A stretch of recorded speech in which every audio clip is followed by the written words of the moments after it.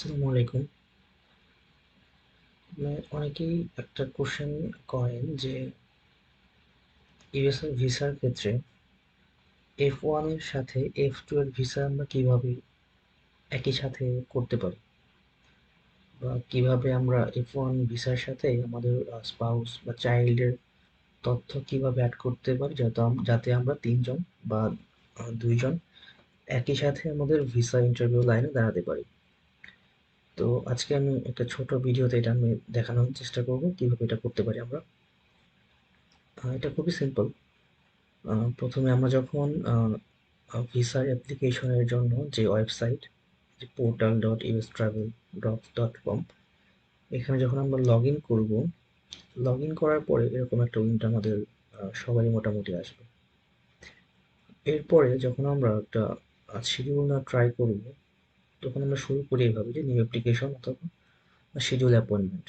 তো এখান থেকে ক্লিক করে আমরা নেক্সট পেজে আসবো। তো যেহেতু আমাদের F1 ভিসা, তো F1 ভিসার ক্ষেত্রে আমাদের নন ইমিগ্রেন্ট ভিসা, এটাতে আমরা ক্লিক করে কন্টিনিউ করব। দেন আমরা সেকেন্ড অপশনটা চুজ করবো এখান থেকে, students and exchange visitors. Then continue.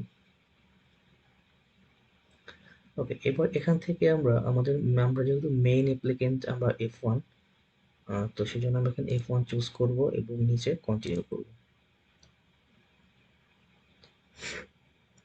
এবার এখানে আমরা আমাদের তথ্যগুলো আমরা এখানে প্লেস করব।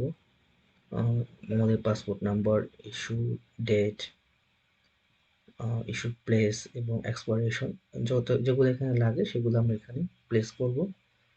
প্লেস করার পরে এবং সাথে DS-160 নাম্বারটা, সেগুলো প্লেস করার পরে আমরা এখানে একটা র্যান্ডম, আপাতত আমরা র্যান্ডম একটা সেভিস নাম্বার এখানে প্লেস করতেছি।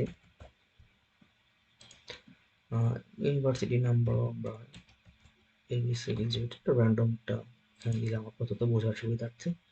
এবং ইউএস এর জিপ কোড নরমালি 5 ডিজিট হয়, সেজন্য একটা 5 ডিজিট একটা জিপ কোড এখানে প্লেস করে কন্টিনিউ করলাম। এবার আমাদের মেইন যে কাজ সেটা হলো এই পেজ আসলে তথ্যগুলো অ্যাড করা। এখানে যেটা শো করেছে আমাদের ডিপেন্ডেন্ট, আমাদের স্পাউস অথবা যদি কোনো চাইল্ড থাকে তাদের তথ্যগুলো আমরা এখানে অ্যাড করতে পারি। যেমন অ্যাড বাই নেম, এখানে ক্লিক করে আমরা আমাদের স্পাউস বা চাইল্ড বা ফাদার যেটাই হোক এখানে, সেটা এখানে আমরা ক্লিক করে তার যে ইনফরমেশনগুলো সেগুলো এখানে যদি প্লেস করি তাহলেই আমাদের এই কাজটা হয়ে যাবে।